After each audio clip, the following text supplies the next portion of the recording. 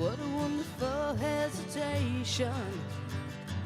Who would bear to feel sorry for me? Gure asmoa izan da Urdaibai bere bihotzetik erakustea.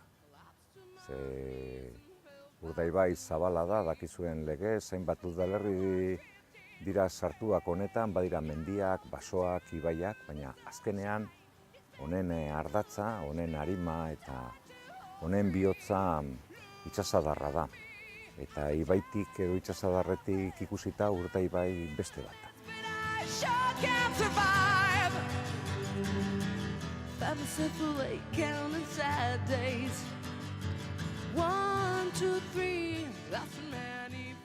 Guk bisita gidatuak egiten ditugu, gehien bat euskeraz, baina beste edozein hizkuntzatan.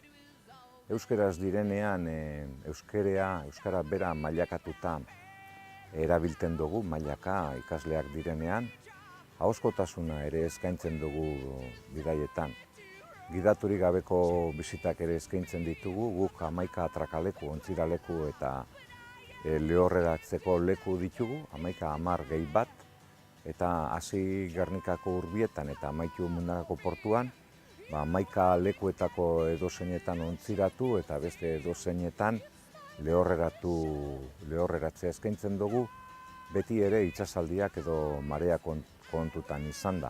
Paisaiaren interpretazioa egiten dugu, historia erakusten dugu, zergatik dagoen etxe hau hemen eta bestean eta nora begira, eguraldiari buruzko azalpenak, eguraldiaren interpretazioa edo klimatologiari buruz ere hitz egiten dugu, ipuinak kontatzen ditugu ontzian, nahi izan ezkero, gure bazkide Doroteo Zobaranek kontatzen ditu, musikaz lagundurik. Hau da, guk azkenean zelanbait, nolabait, ur gaineko ikasgela eskaintzen dugu.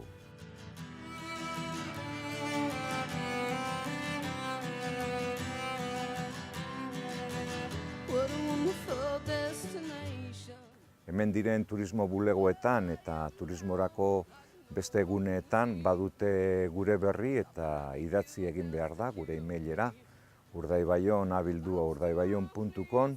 Urdaibaion izena hautatu dugu, oso errez gogoratzekoa izango delako, baita ere, esan nahi dugulako ongi etorria egiten denean esaten den moduan edo egunon, edo arratsaldeon, edo gabon, guk esan nahi dugu Urdaibaion. Hau da, zatozte ona eta izan dezazuela Urdaibai on bat.